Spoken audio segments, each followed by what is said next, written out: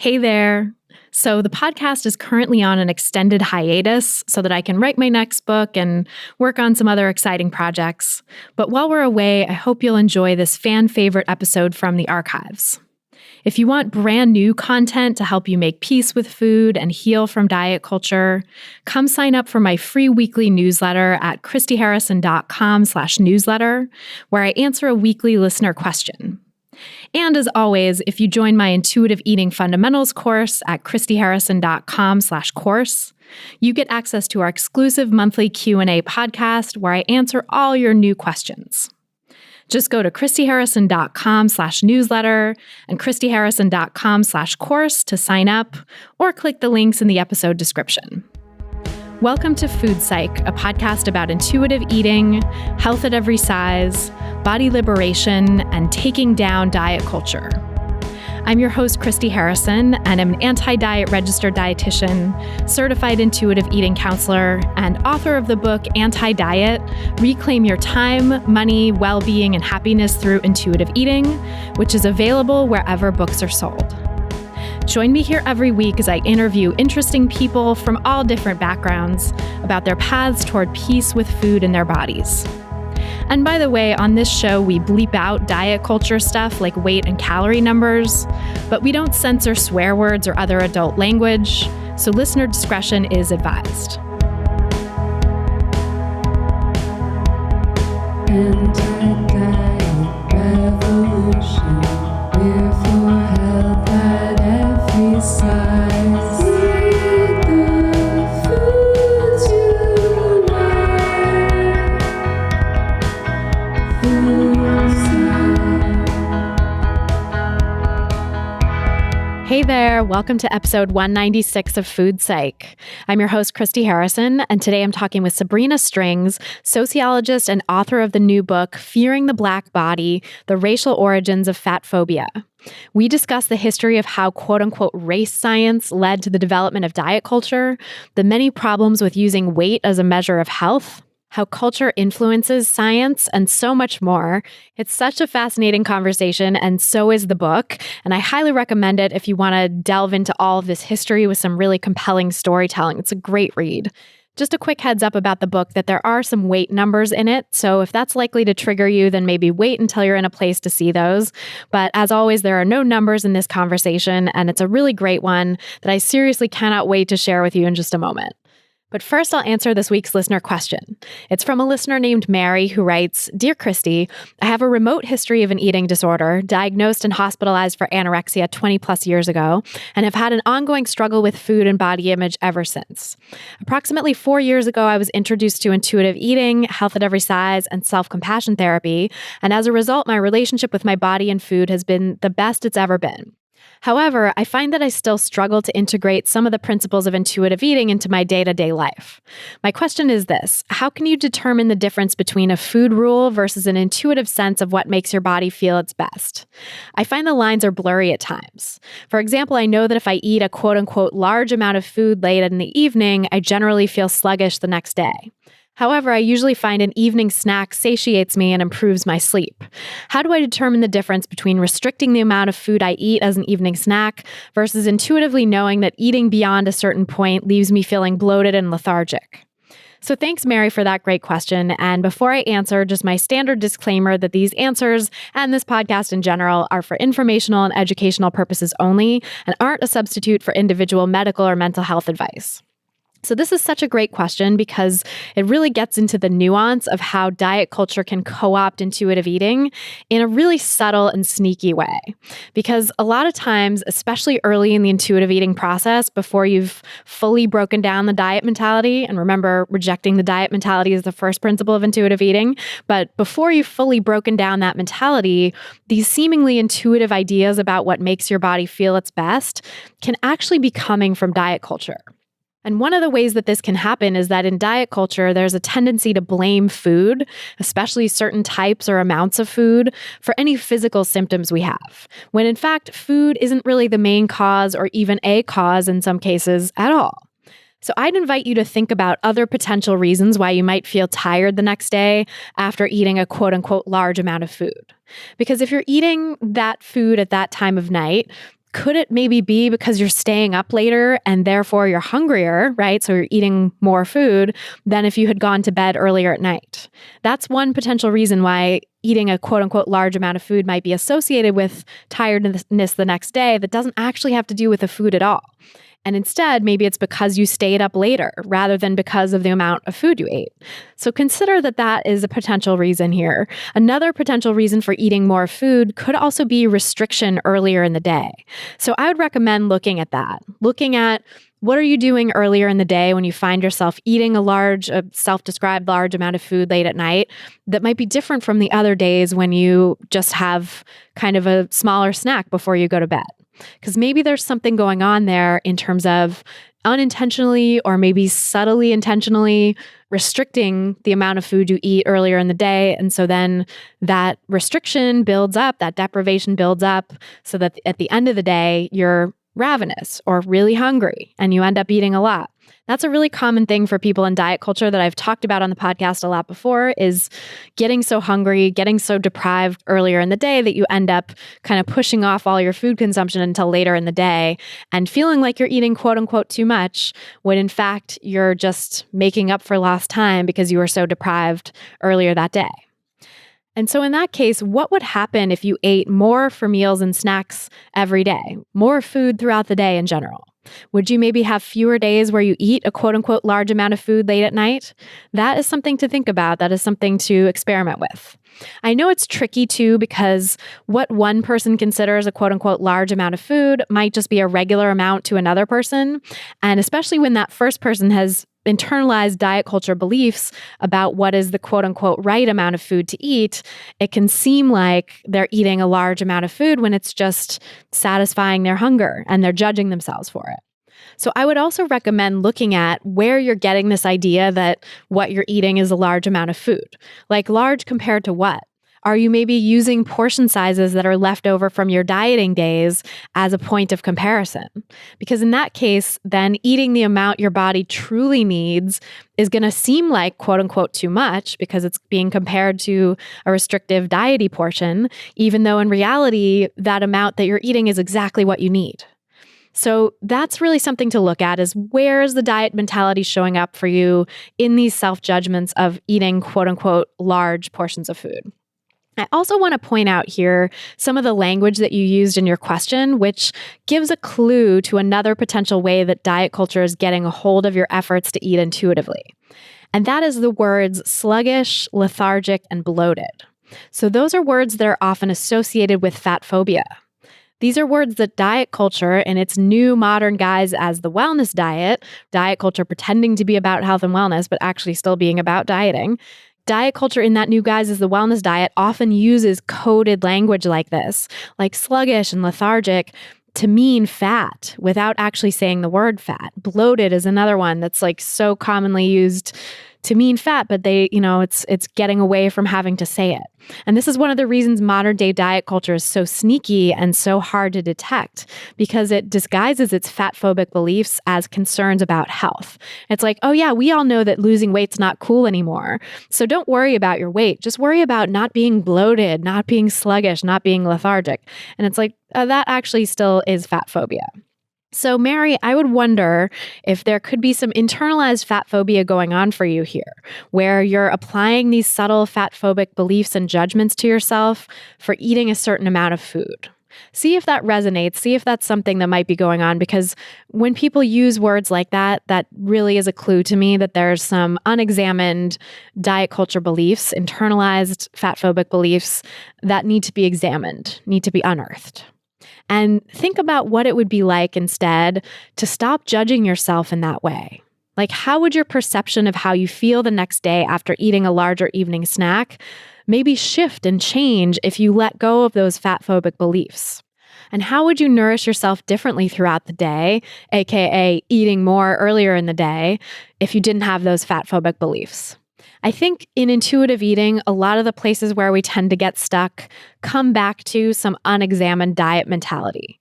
Whenever you're feeling stuck on something with intuitive eating, look for the hidden diet mentality, look for the hidden diet culture beliefs, whether that's fat phobia or beliefs about certain foods being good or bad, or other internalized beliefs that you have from diet culture that might be getting in the way of your practice of intuitive eating. Because I will say 9 times out of 10, or probably more, when I see someone stuck in a particular place with intuitive eating, especially if they're questioning whether something is coming from the diet mentality or coming from their intuition, it's almost always actually coming from the diet mentality. So trust that intuition that's telling you you might be turning this into a diet, you might be making rules for yourself about how much you're allowed to eat at night. And work on unearthing those subtle levels of diet mentality, those subtle fat phobic beliefs that you've internalized from diet culture, so that you feel and fully trust that you are allowed to eat whatever, whenever, and however much you want at any time of day or night. You truly have unconditional permission to eat. Because telling yourself, well, I have permission to eat late at night, but only a certain amount, is actually still conditional, right? That's just conditional permission to eat. And what intuitive eating is about is really unconditional permission to eat. Because it's only when we truly have unconditional permission to eat, whatever, whenever, and however much we want, no restrictions, no rules, that we then can make choices from a place of self-care and not a place of self-control. And again, whenever you find that you're eating to a place of discomfort, look for the hidden restriction, look for the restriction that you might have been doing earlier in the day. That's a way to address that eating to the place of discomfort that comes from a place of self-care, not a place of self-control. Because the minute you start trying to cut down on your eating or cut down on your portion size, that's self-control. That's diet mentality. That's not intuitive eating, because intuitive eating, again, is about feeling like I'm allowed to take care of myself and eat whatever, whenever, and however much I want. And if I'm eating to a point of discomfort, I need to take care of myself by feeding myself more at other times in the day so that I don't get to that place of discomfort. But also knowing it's okay to get to eat to a point of discomfort too. And that in fact, it's very common with intuitive eating in the early stages of recovery from diet culture and deprivation that you're going to eat to a point of discomfort. And that will dissipate as time goes on, as your body learns to trust that it has enough and that it's not going to be deprived again. It's not going to be put through another famine. Because again, as we always say here, dieting is famine. So I hope that helps. And if you want to submit your own question for a chance to have it answered on an upcoming episode, go to christyharrison.com/questions. That's christyharrison.com/questions. And then if you want to ask me any question you want and have me answer it a lot more quickly than I can here, you can come join my online course, Intuitive Eating Fundamentals. Enrollment for the course is going to be closing next week in preparation for a bunch of great new material that I'm adding. So now is a really perfect time to join, because once the new content is added and we reopen enrollment, the price of the course will be going up. So if you join now, you'll be getting the best deal. And you'll automatically get all the new content for free as soon as it's released. And I'll be sending out a big email blast to all my participants to tell them what to expect with a new update very soon. The course already has a huge wealth of audio and written content teaching you the principles of intuitive eating, plus an exclusive monthly Q&A podcast where you get to ask me your own questions and listen to hundreds of answers that I've already given to other people in the course so that you can work through all kinds of different sticking points in intuitive eating and really put it into practice in your own life. When you join, you'll also get access to our private community that's exclusively for course participants so that you can have real-time guidance from me and my team, as well as hundreds of other great people who are on this intuitive eating path with you. One of them being a participant named Emily, who said this about the course: "You are just an effing legend. Since starting this course, I'm now making steps to starting a business, and that could never have happened without the freeing up of headspace that your content has created." If you're ready to break free from diet culture and reclaim the life it stole from you, you can learn more and sign up for the course at christyharrison.com/course. That's christyharrison.com/course. And again, enrollment will be closing next week if you're listening to this episode the day it comes out. So now is the best time to join at christyharrison.com/course. This episode of Food Psych is brought to you by Poshmark. Get ready to clean out your closet and shop for new spring clothes on Poshmark, the free app where you can easily sell your items for cash. I've been a Poshmark user since last summer, and I've recommended it to so many people who are recovering from diet culture because it's a great way to trade in old clothes that are just sitting in your closet triggering you and get new ones that are super cute and comfortable without breaking the bank or even leaving the house. When it comes to buying, they have tons of lightly used and even brand new items with tags.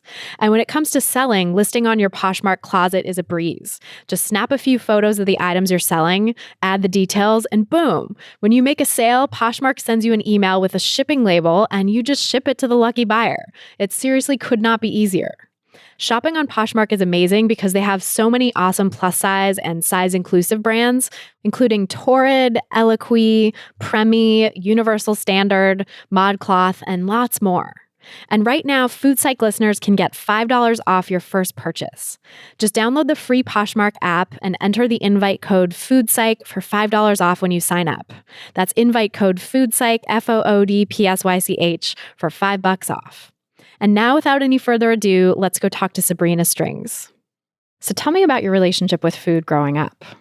This is a very interesting question because actually I came to this topic as a result of conversations I had with my grandmother. And when I think about my relationship to food growing up, I feel like so much of that has to do with my relationship to her.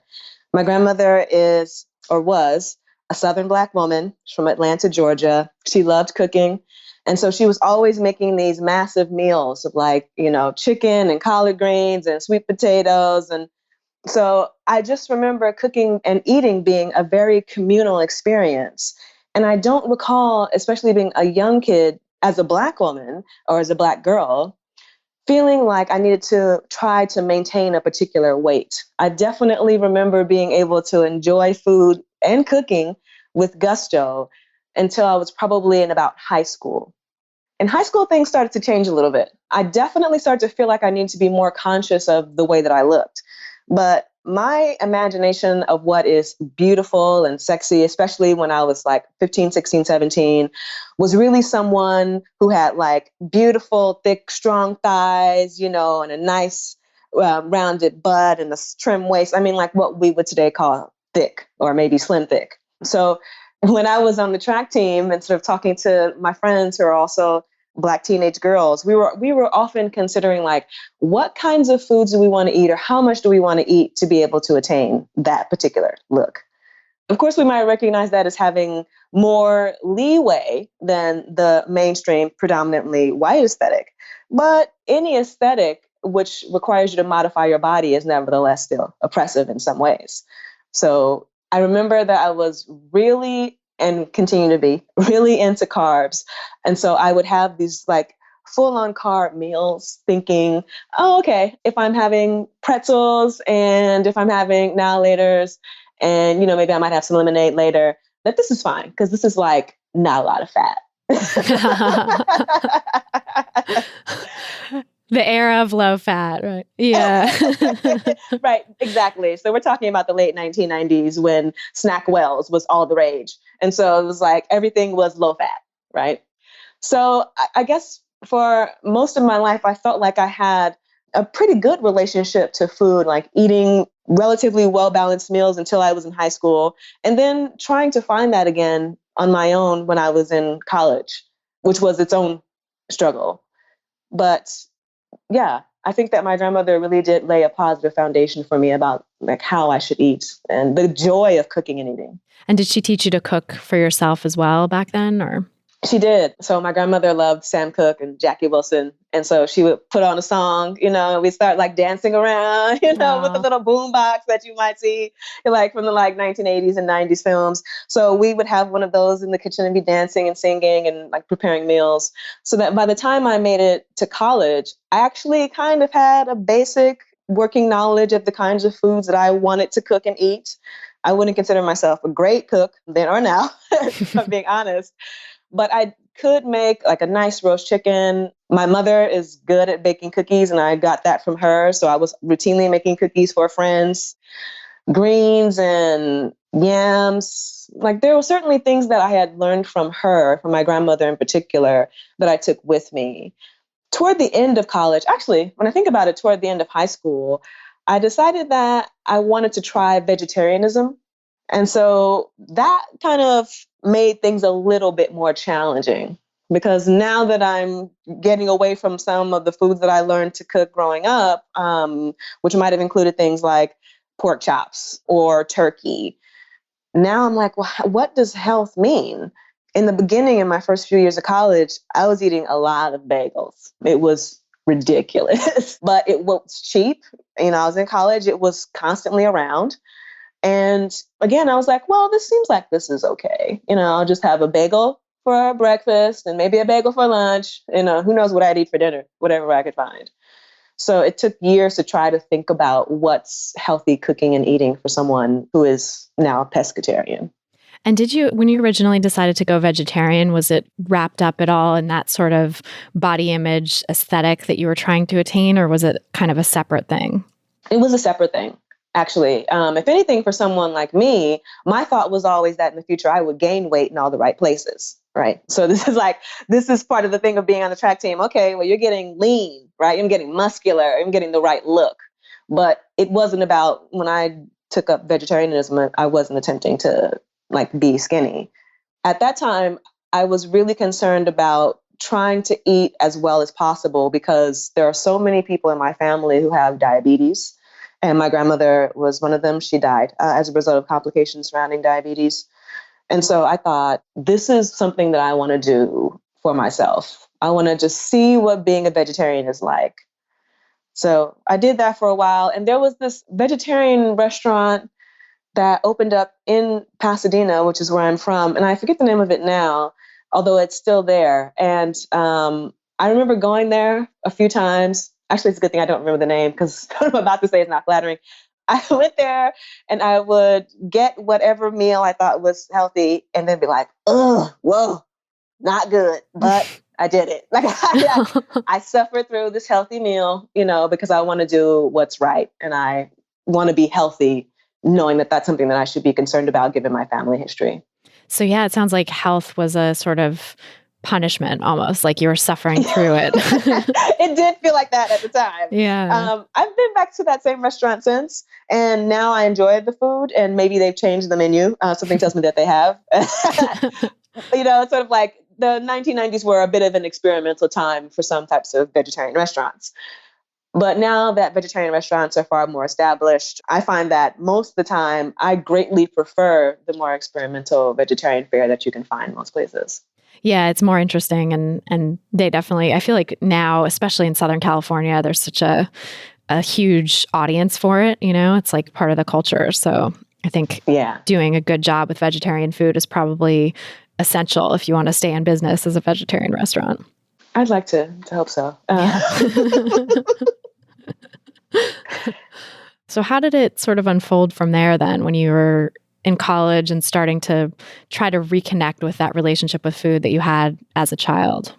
I tried to actually start cooking more frequently. I remember I went through this whole phase in the early 2000s in which I was making a lot of things with zucchini for some reason. I was making a lot of zucchini bread, and I really got into making this sort of zucchini pizza, which did not. So anyway, we won't get into all of that because it wasn't good. But I definitely went through this phase in which I was trying to substitute various types of carbs and meats with vegetables and vegetable bases.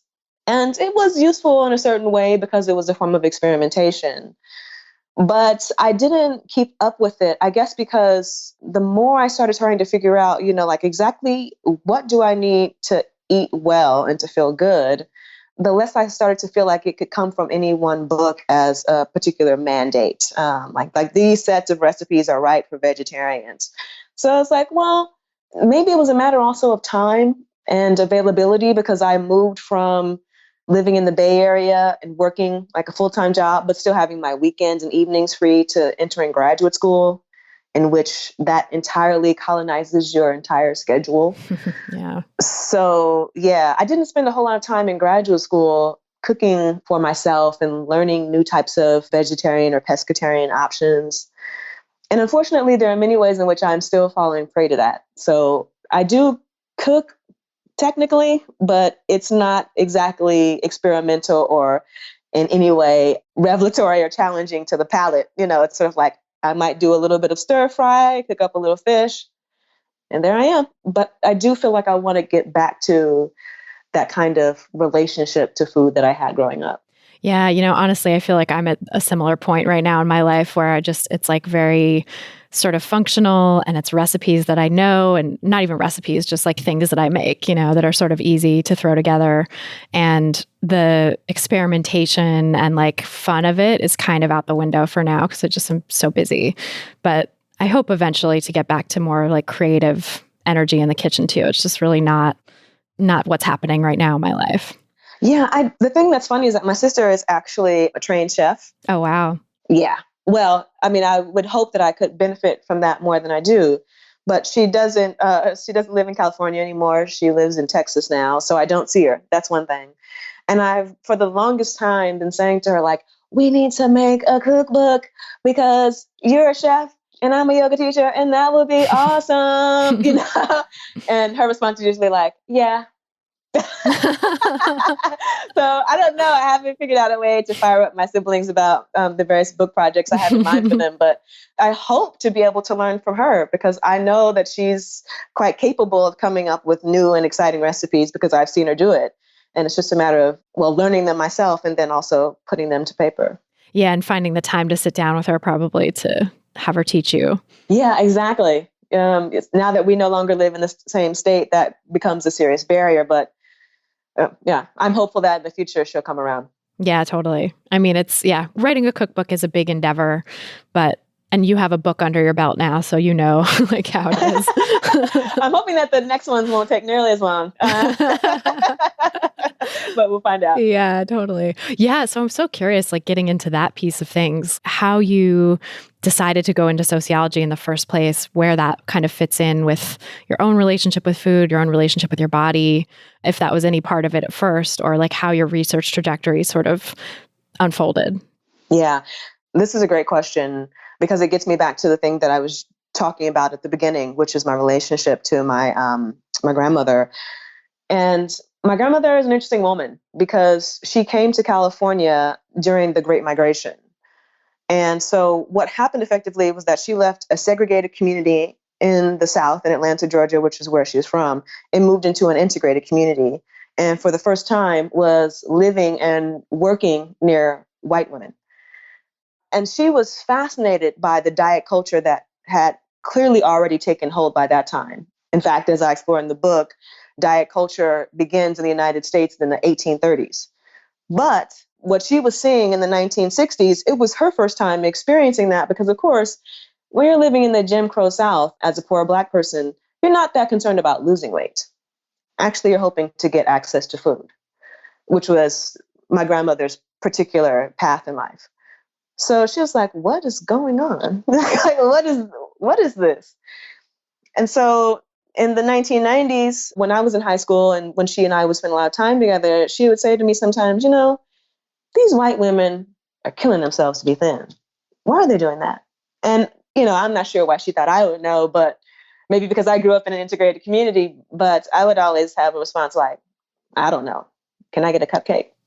And she would just lay me off. Okay, get a cupcake, fine. But it was years later, actually, I was already finished with my bachelor's degree, and I was working in San Francisco Bayview Hunters Point, which is a predominantly Black portion of San Francisco, or at least it had been at that time. I'm not sure if that's true today. In any event, my job was to be a research assistant. I was there to interview the participants in this HIV medication adherence clinic about how frequently they were taking their medications, about whether they were going to the doctor, their housing situation, etc. One day, I interviewed two women in the same day, one of whom was Black and one of whom was Latina. And I was asking them about taking their medications. And they both said to me, oh, no, I don't take my medications. I was like, oh, well, why not? Well, the medications cause you to gain weight. These are two women with AIDS who are refusing to take HIV medications for fear of getting fat. Wow. Yeah. Neither one of whom was white, traditionally white at least. The white Latino was there. But nevertheless, it was like mind blowing for me. I was like, how can this be going on? The stakes are literally life and death. And yet they're willing to risk it in order to keep their weight down. So that was, the time at which I was like, well, unfortunately, the funding was cut for that program. The reason being that we weren't able to show efficacy because people weren't taking their medications, partially for reasons that I've just articulated, but for many other reasons. Why, like poor people who are living with some drug addiction and marginal housing situations don't take their medications. It's quite complicated and multifaceted. When the funding was cut for this program, I decided that I would go back to school and that this would be the thing that I wanted to research. Why is it that people are so dead set on keeping their weight down in the contemporary world? God, what a profound example of that too. Like you said, it literally is life and death. Yeah, that part to me was just really extraordinary.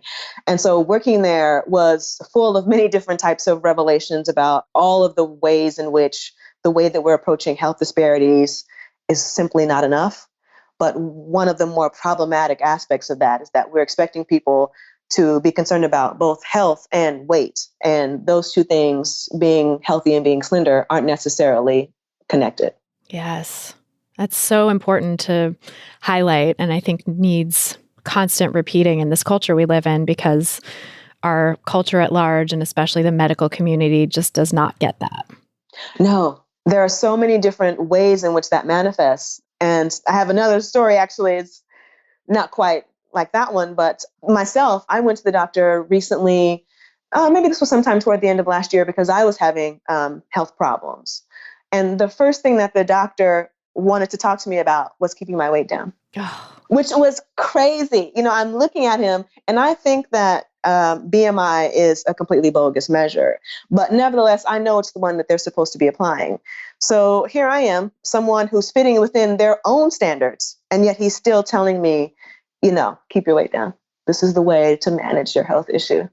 That's ridiculous. I can't even, It was mind blowing. It's completely mind-blowing. And the BMI is just bogus and needs to be thrown out as any sort of measure of health. And we have like decades of research to support that. And yet still it's being used in healthcare facilities because it's easy. I think that's just, and like costs less, than talking to people and getting their health, sort of assessing their health in other ways. But the fact that he would throw that out there at you as like someone who already fits within their norms, it's like nobody wins, because everybody is constantly being made to fear weight gain, even if they're in the so-called normal weight category, which is bogus anyway. And then the weight stigma just gets worse and worse as you go up the weight spectrum. Yes, the implications are deeply problematic, because it was unclear to me, if I were to lose this weight, how was that going to change the health problem that I was having? Because this is the other thing that happens, because a lot of medical practitioners are so focused on getting people to maintain a low weight, they're not able to explain the relationship between the weight and the health outcome of interest. It's like, okay, so I'm already in the quote normal range, but if I become underweight, then somehow that's going to solve my health issue. Like, where's the evidence supporting that particular position?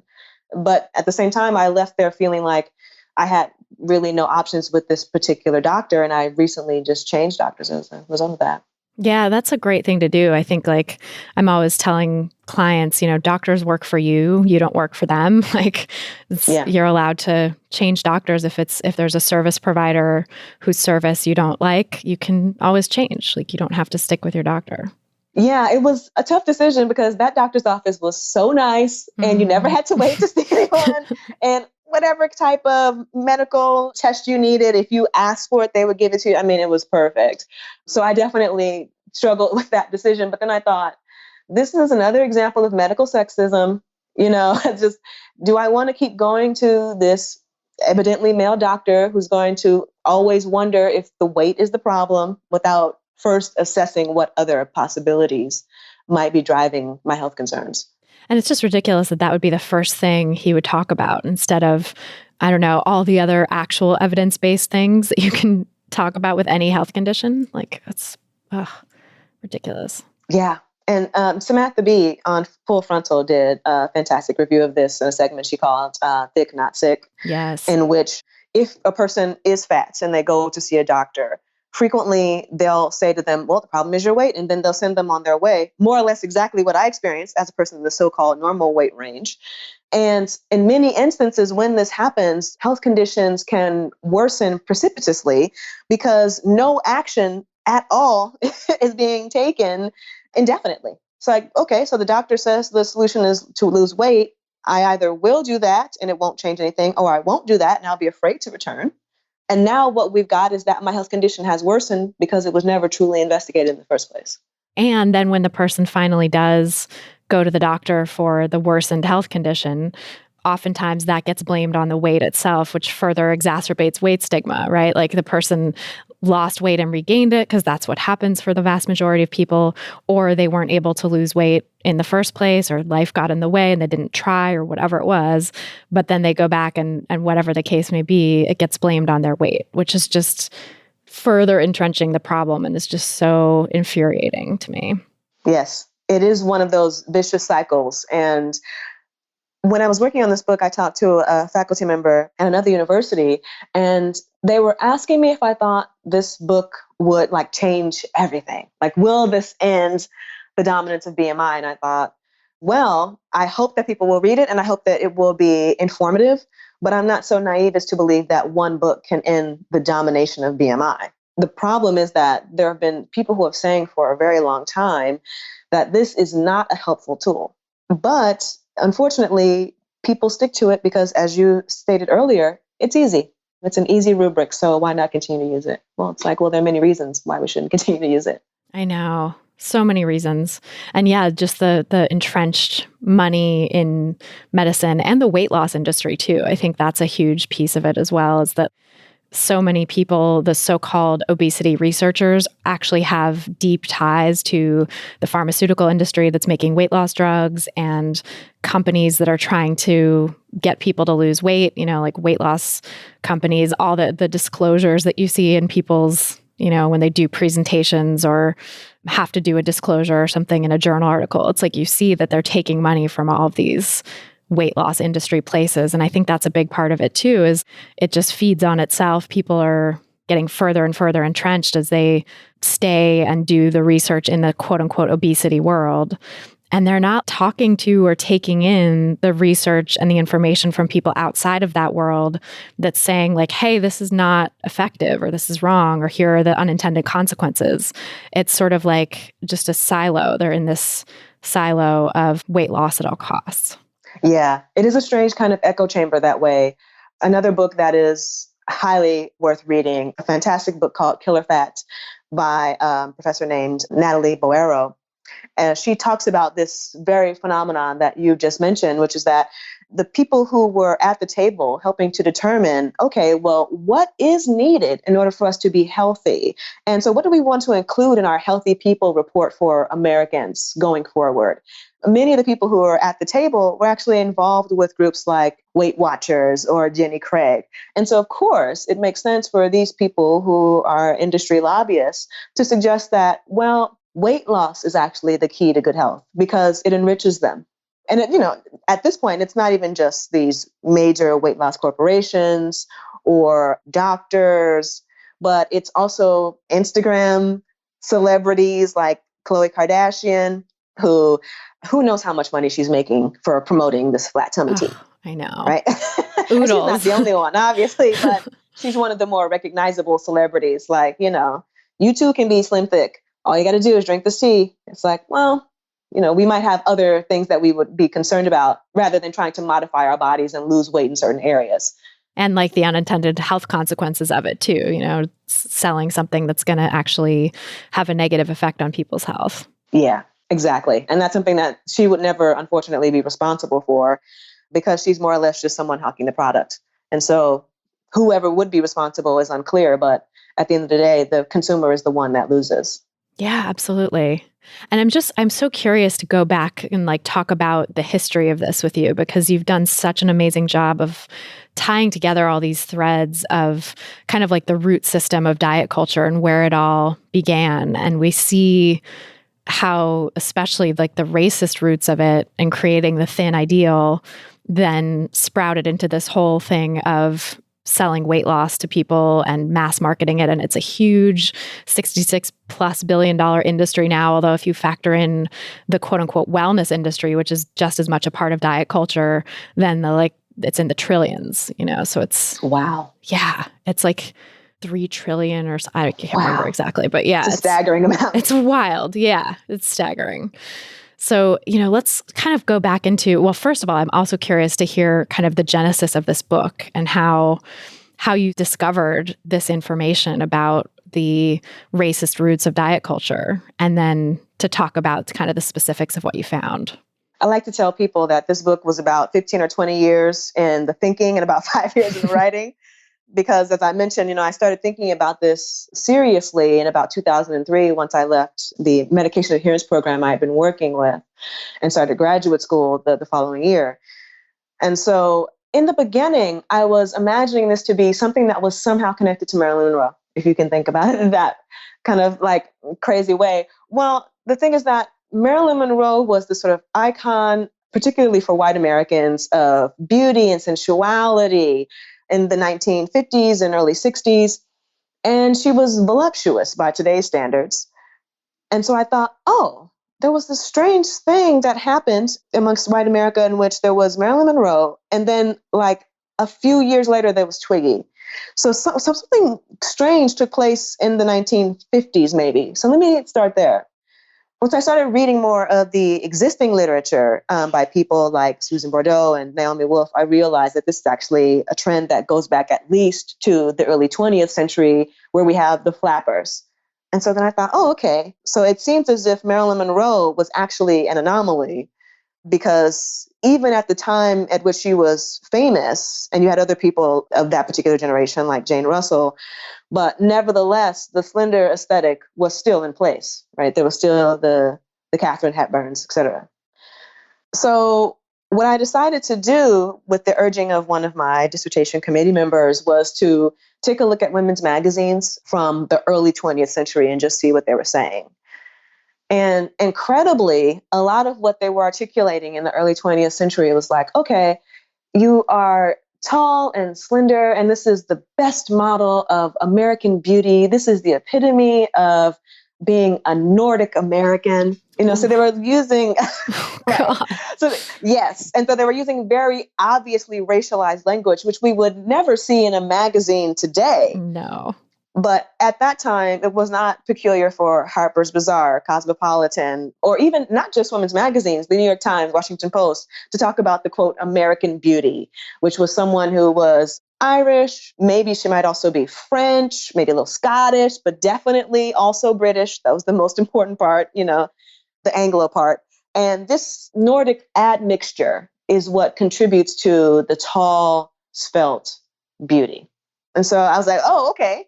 Well, so for the most part, the project initially was just about chronicling this happening, the way in which it was almost like suggesting a positive type of eugenics was taking place in the United States. Like the U.S. is the Nordic like melting pot of sort of like the best of what Europe has to offer. You can find here in the U.S.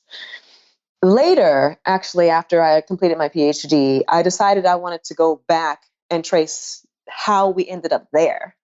So I was like, okay, well, if this is what was taking place in the early 20th century, how did we get there? And significantly, how did we go from what we saw in the Renaissance, which was the renderings by Peter Paul Rubens of these voluptuous women, the three graces, right? The Venus before the mirror. How did we go from that representation of beauty to the one that we had by the early 20th century? And like finding this out, there was no one clear sort of mechanism for me to do that. And so I had to be very eclectic in my methodology. But essentially what I decided to do was like a reverse genealogy. So I began with these women's magazines and I said, well, who are they referencing? Okay. And the people that these individuals had referenced, who did they reference, right? And I sort of like had to make my way backward until I actually could land effectively in the Renaissance. And so what I was ultimately able to find through this kind of piecemeal reconstruction was that there was a moment in the 18th century in which race scientists, in the middle of, well, actually at the height of race making, because it was now the middle of the transatlantic slave trade being a massive and booming enterprise.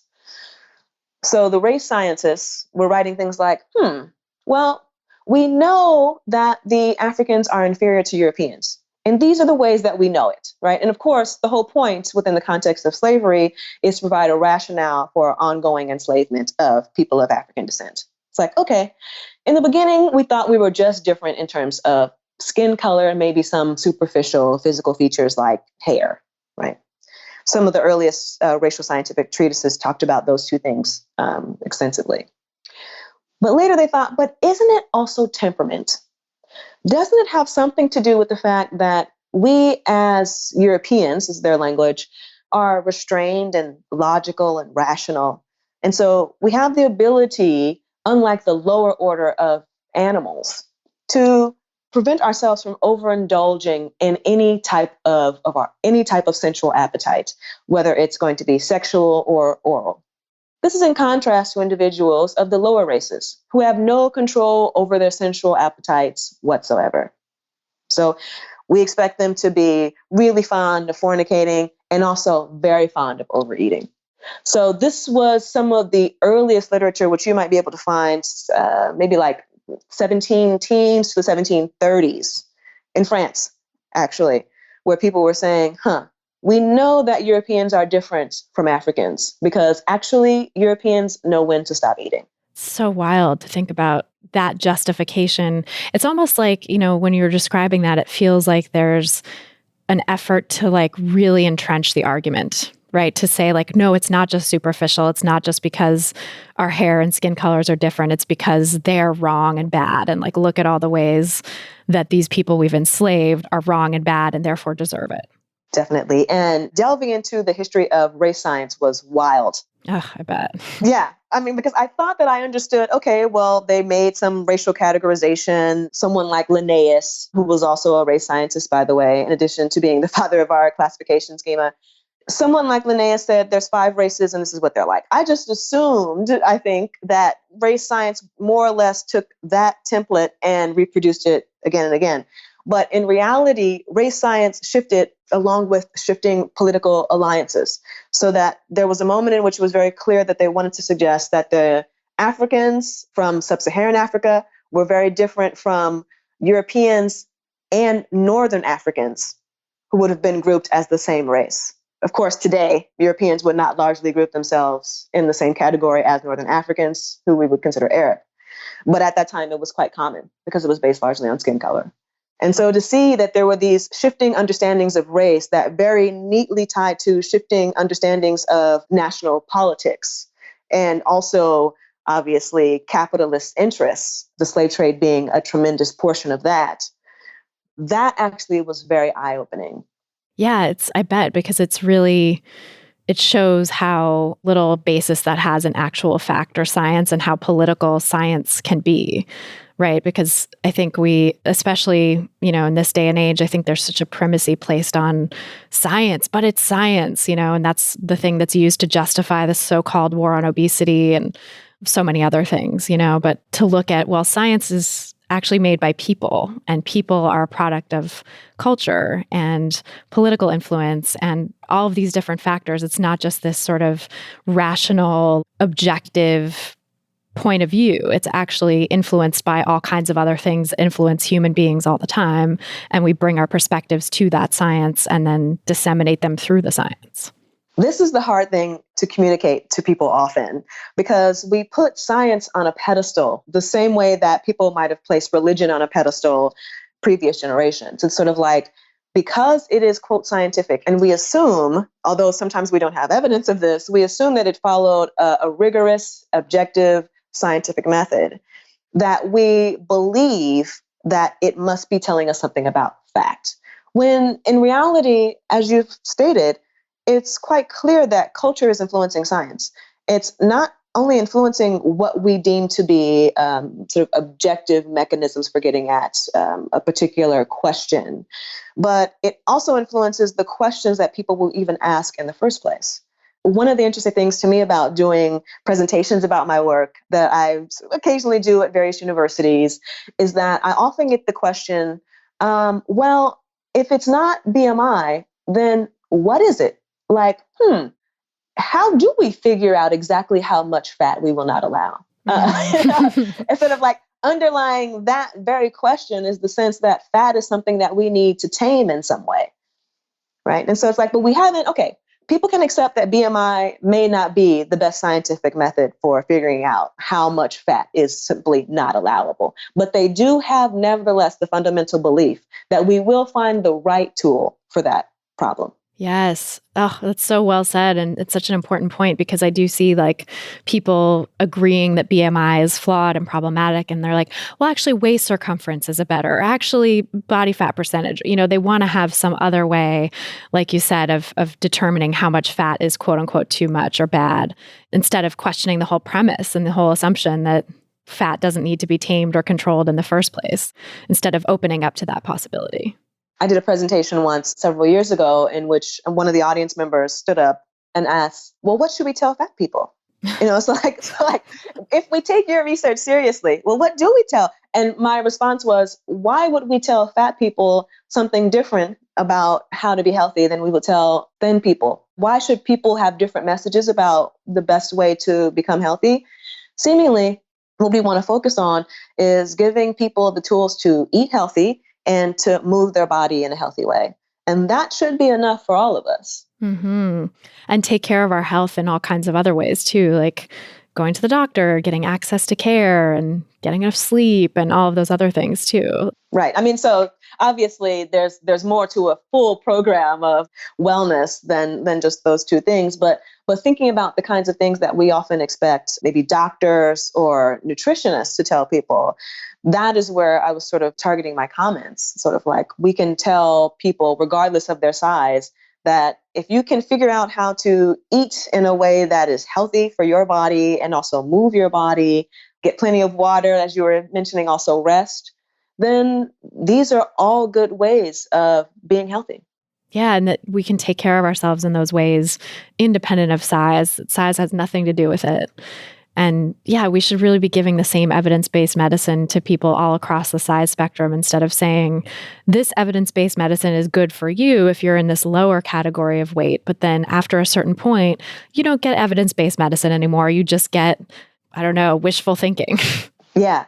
And I feel like there's just so many problems.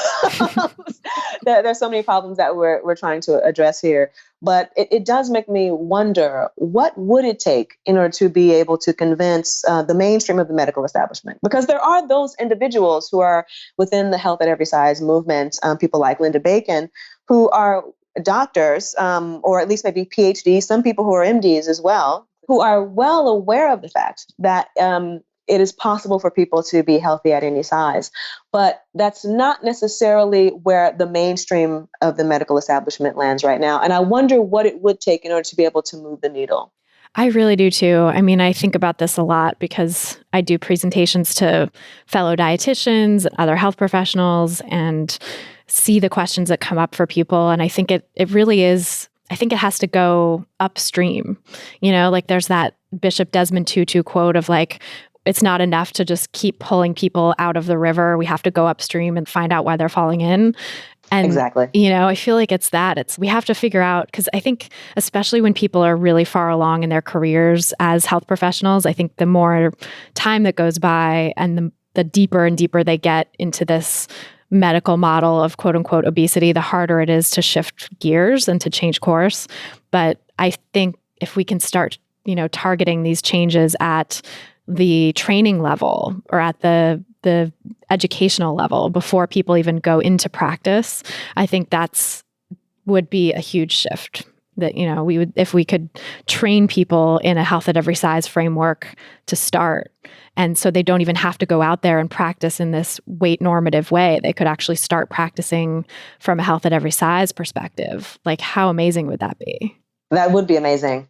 And it would be incredible if we could get that instituted as some form of, I don't really like to use this term, but cultural competence, some type of equivalent to that, which is the idea that we need to know about more than just like how digestion works. We actually need to know how to work with people. And we need to figure out like what are some of the best strategies for engaging different populations. And then health at every size could be one of the models that could be instituted. That would be incredible. And so I look forward to you being able to institute that on a small scale. I know. Hopefully my career can make some small dent in that. But I think all of us working together at all these different levels is really what it's going to take. And I'm very heartened by the fact that a lot of the people who listen to this podcast are actually dietitians in training or medical students or therapists in training, like people who are coming up in this world and getting the health at every size messages now. They're listening to this podcast now while they're going through their training.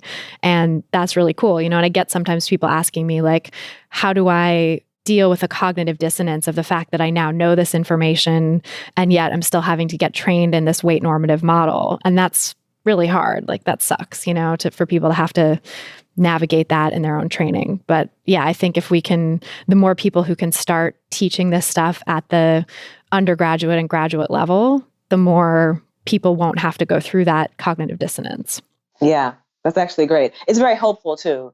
It's wonderful to be able to have an understanding that change is possible and that, of course, we always want to move to the big R revolution, right? It's sort of like, how do we get to the revolution where we've completely removed BMI? It's like, well, I do believe that it's possible for us to get there eventually.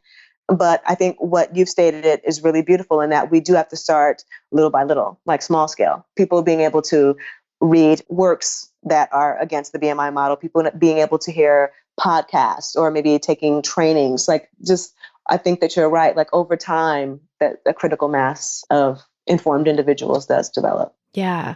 And then there's also the larger piece of the culture, right? Which is, I think that's the harder ship to turn around. But that's also, if we can even start people young, like in the womb, right? Because now there's babies being body shamed for their size and put on diets, like if we can stop that from happening and help people be raised as intuitive eaters to stay in touch with their natural relationship with food, and not have this weight stigma interfere with their relationship with food and their bodies and their relationship with themselves, really, then I think that would also go a huge way towards shifting the culture too, because people, again, it wouldn't be a thought in their mind like, oh, how do I tell fat people not to be fat? It would just be like, people would not accept that premise anymore if the culture changed. I want to believe at a tipping point, because I feel as if right now these conversations are particularly fruitful. When I first started doing this work, I would get a lot of pushback from a variety of different people. I would hear responses such as, how is this an academic project? Hasn't someone already done that? Actually, as recently as about 6 years ago, someone asked me if my work was dangerous. Like, isn't it dangerous? Like, don't you think it's dangerous that we're not, or that you would not be telling fat people to lose weight? And then, of course, I'm always marshaling all of the science that they should be aware of, which suggests that when you tell fat people to lose weight, those that actually do end up losing weight often gain it back. And then so the yo-yo dieting is actually far worse for the body than if a person had simply stayed at their original weight. So I don't get those kinds of questions anymore, interestingly, about, it's either being completely useless or having been done or being dangerous. Now I get many more people who are like, oh, this is fascinating. I'm really interested in this. I've read some other work by other scholars, and now I want to continue reading on this particular topic. So I feel like now is the moment culturally in which people are starting to feel more comfortable thinking differently. Because when the obesity epidemic language, in quotation, obesity epidemic, when that first hit in the late 90s, early 2000s, there was really no outside of it. Or at least there were no critical voices that people were willing to take seriously outside of it. I should put it that way.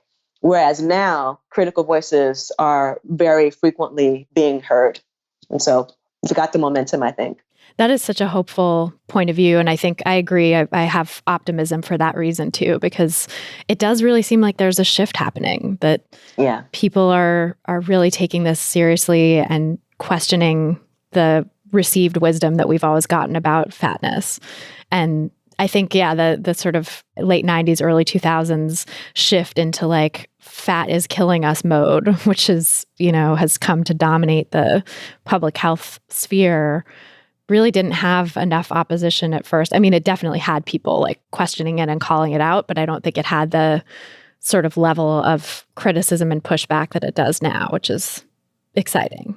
Yeah, I would agree with that. I want to circle back and talk a little more about the racial aspects of diet culture and sort of the development of, that we were talking about race science and how basically came out of this political necessity, quote unquote, of the people who were enslaving other people to try to justify their continued enslavement. And how did it get from there to specifically the idea that fat is bad because it's associated with Blackness? How did that shift start to happen in the sort of zeitgeist? Yeah, that's a great question. So in the beginning, a lot of the interest was in whether or not Black people were, quote, greedy eaters.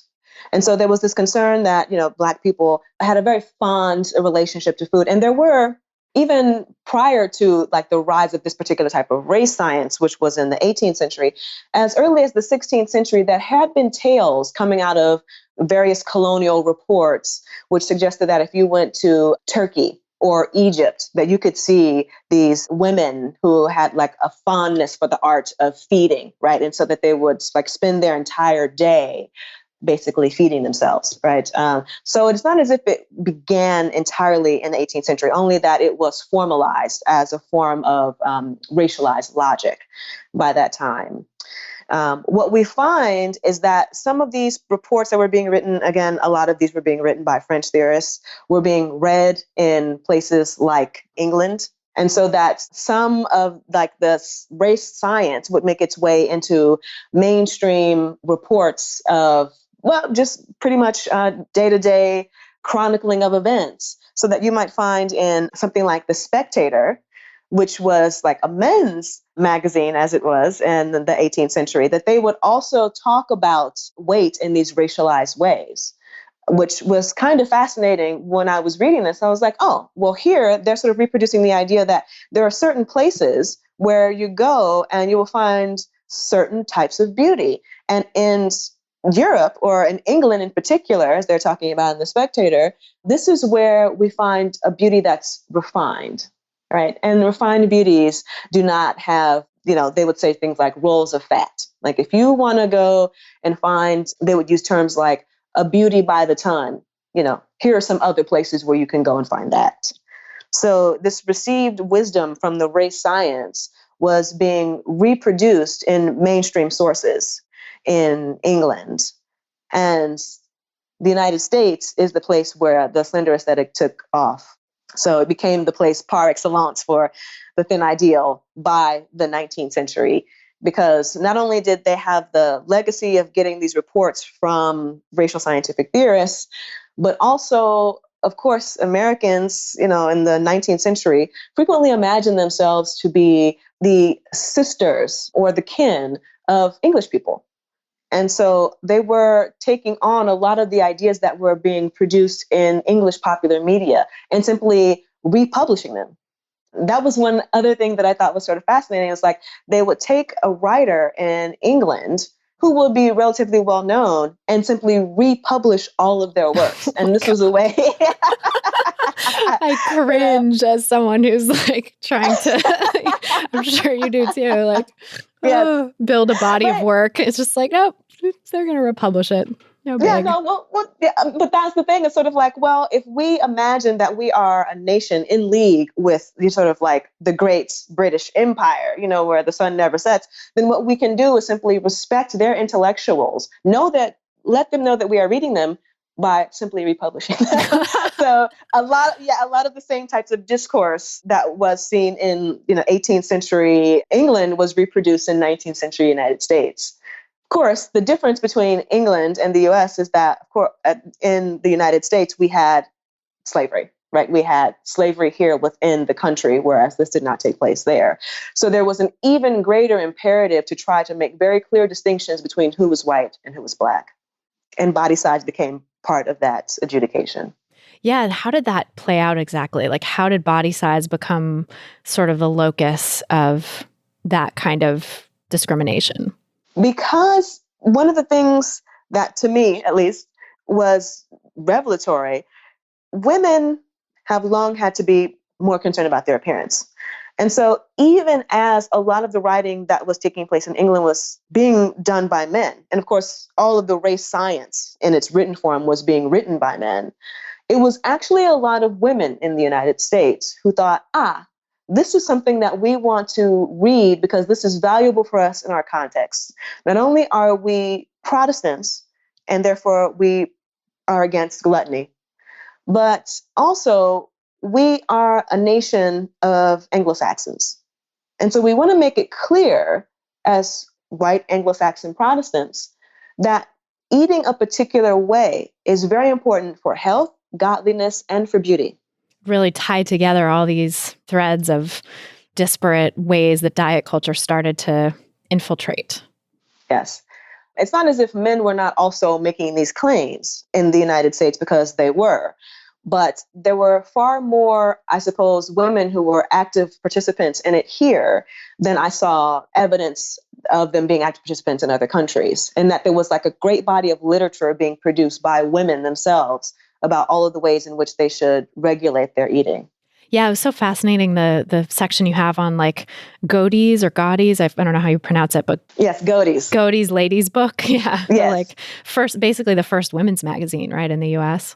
Yes. Can you tell us a little bit about the story of that magazine and kind of how it started to plant the seed of the thin ideal, really? The editor of Godey's was someone who was a serious admirer of many different English intellectuals, one of whom was a woman by the name of Lady Mary Wortley Montagu. But there were others, including people like Thomas Carlyle.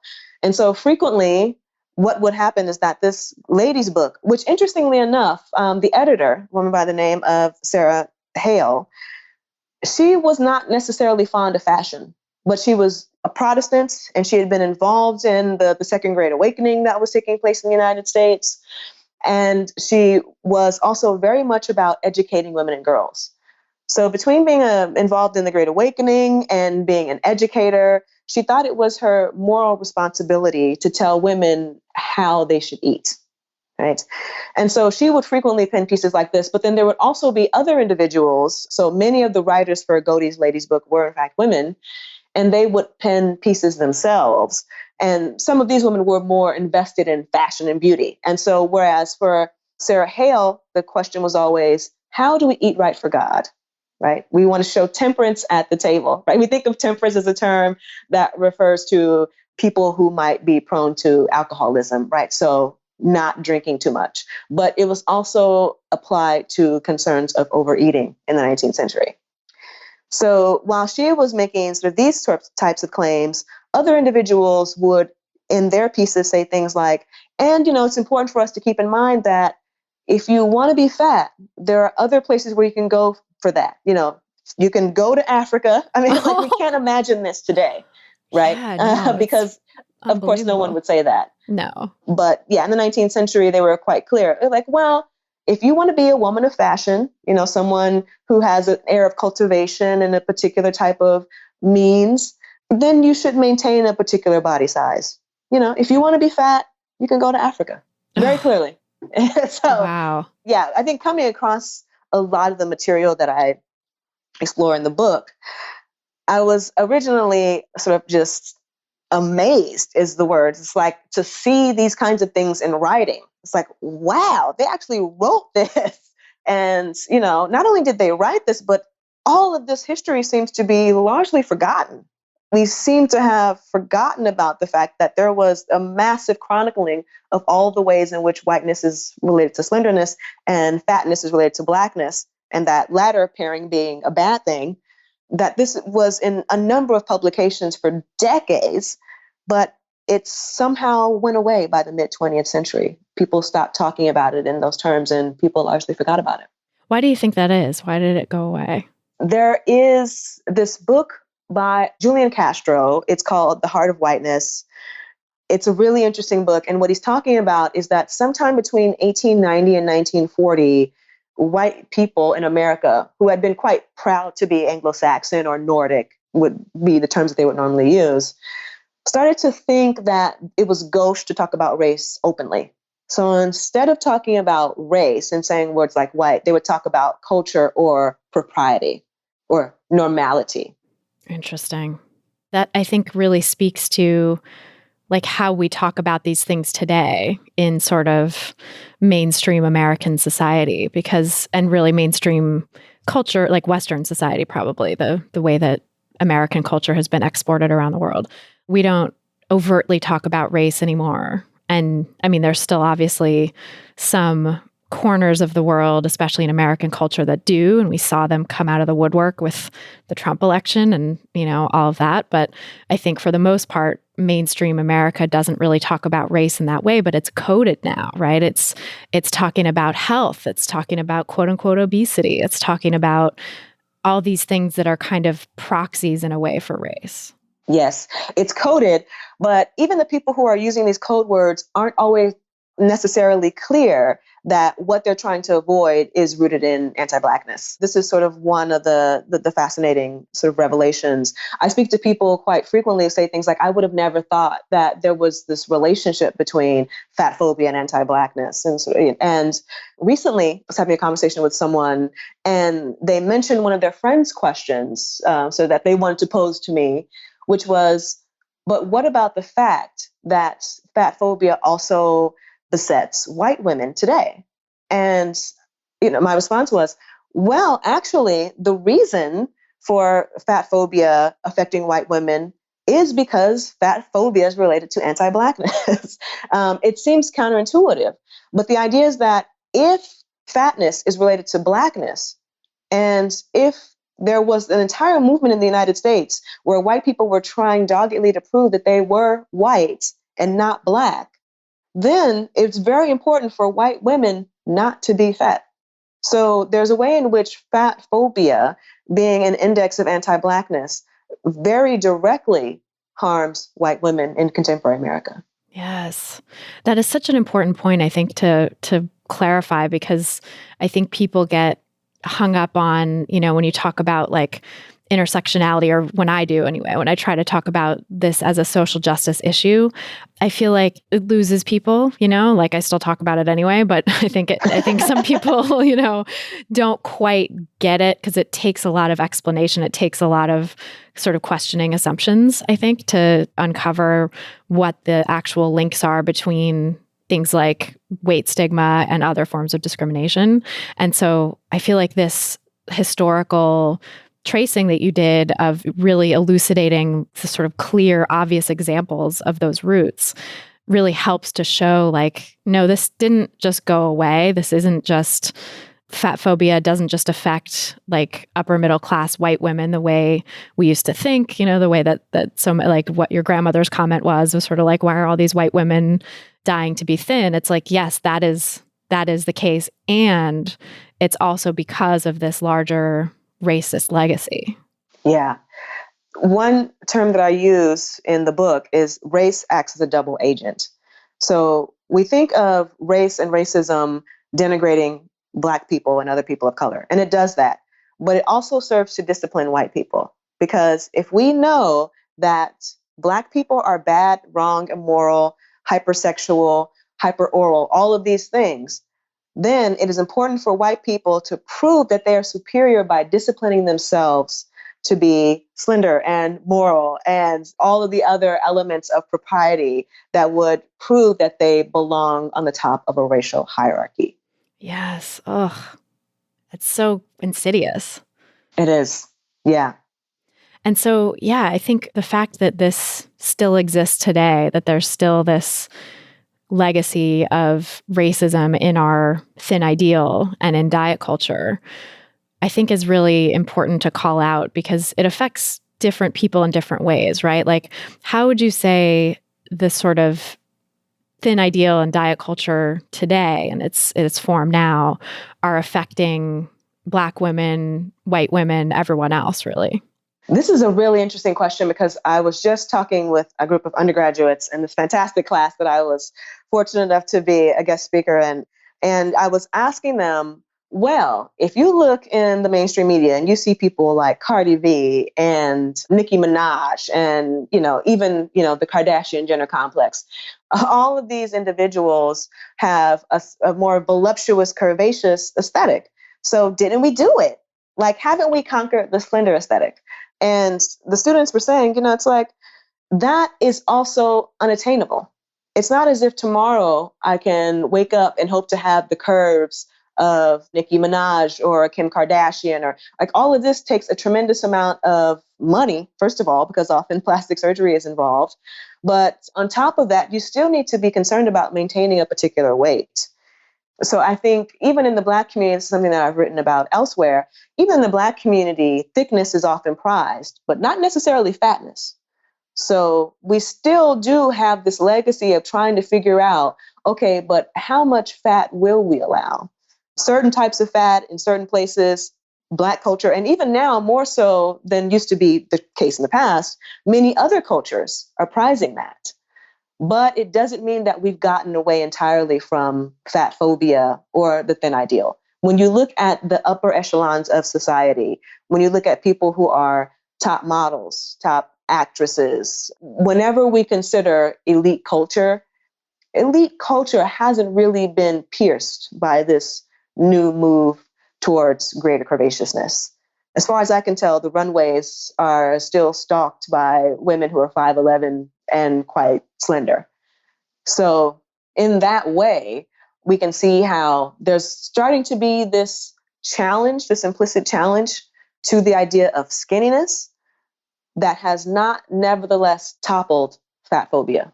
Such an important point. And like, it really is still oppressive. Like you said earlier, even if it's thick, but still with a slender waist or whatever, like there's still this unattainable ideal that people are striving for. And even like I was doing some research, I'm writing a book also and have sadly just one chapter on the history, but I've like wanted to do so much more on it because it's just so fascinating to look into the history of all this stuff. But I was looking at, the Victorian ideal and how it sort of shifted from like actually being voluptuous and having lots of curves and having lots of flesh was a good thing in the Victoria, seen as a good thing then. And then slowly with like the Gibson girl and the flapper, the ideal started to get thinner and thinner. But some of the quotes I was finding about the Victorian times were like that, fatness was prized and larger bodied women were held up as this ideal, and then thinner women were denigrated and called, said to have like defects because they had visible bones or something like, like it's like there's never a time, it seems like in at least American culture, Western culture maybe, when there was no ideal that was being used to oppress women in some way or gender nonconforming people like in some way. One thing that I didn't explore fully in the book, but may do some other writing about, is that in the South of the United States, in the tail end of the 19th century, so still part of the Victorian area that you're talking about, it was actually kind of fascinating because there were the competing drives to gain weight and to lose weight. So it would have been, there would have been women writing into magazines, which people often did, sort of writing letters to the editor, or maybe just writing to an advice column. It would have been very common to see women one week saying, I'm really trying to gain weight because I want to be, more buxom. And then the next week it would be someone talking about how they wanted to lose weight and so there was this moment in which the slender aesthetic, which by that time was dominant in the North, really hadn't conquered the South. And so there was this moment in which people were trying to find that equilibrium. And there was this contestation that was going on that was very interesting to see play out. That's so fascinating, like really just ping-ponging back and forth between these two opposites. And then clearly the thinness won out eventually, like the thin ideal won out.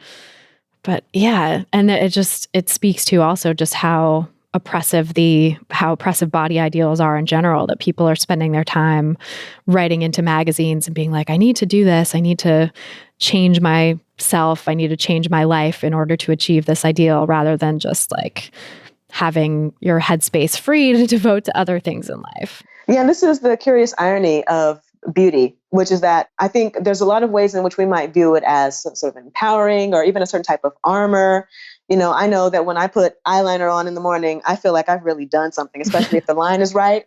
Yep, totally. Which doesn't happen all the time.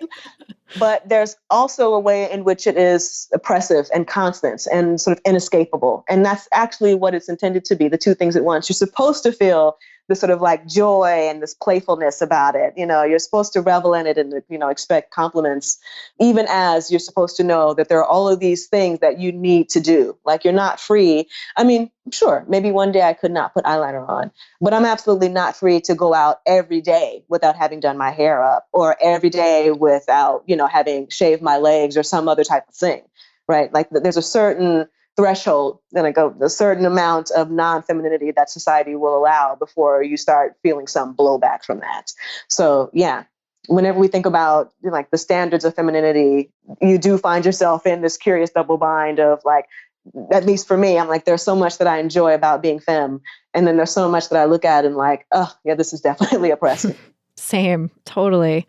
And yeah, that's such an interesting point too about the sort of feeling good about it and feeling like, oh yeah, this is fun, I'm enjoying playing with this, actually serves to further the system. Like it has to have both. It has to have that sense of like the carrot and the stick, like the benefit of it. And then also like, but don't, toe the line or else kind of thing. Yeah, Definitely. Wild.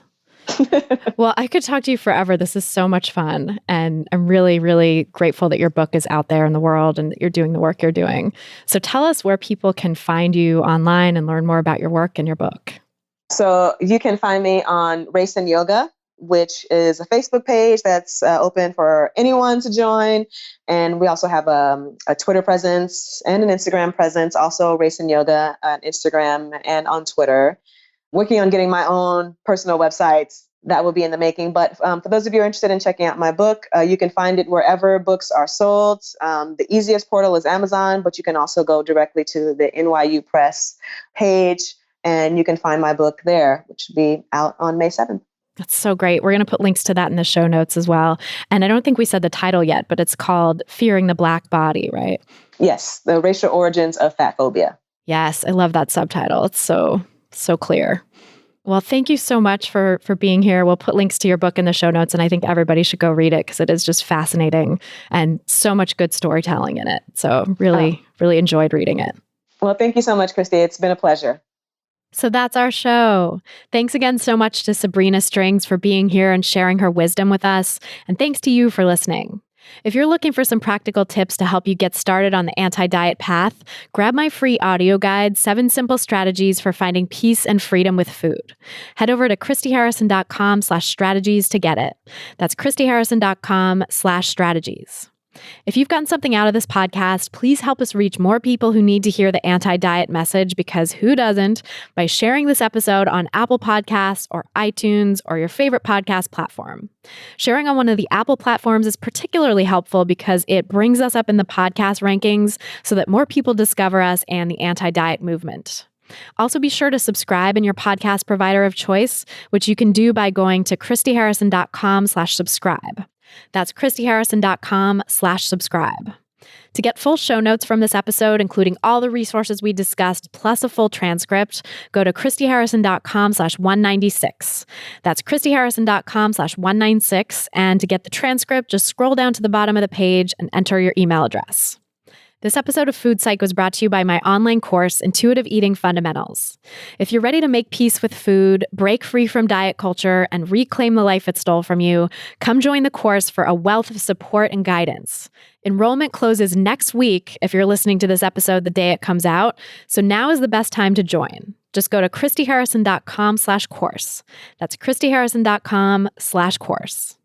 A big thanks to our editor and engineer, Mike Lalonde, our community and content associate, Vinci Chue, and our administrative assistant, Julianne Watasek, for helping me out with all the moving parts that go into producing this show every week. Our album art was photographed by Abby Moore Photography and designed by Meredith Noble, and our theme song was written and performed by Carolyn Pennypacker Riggs. Thanks again for listening, and until next time, stay psyched.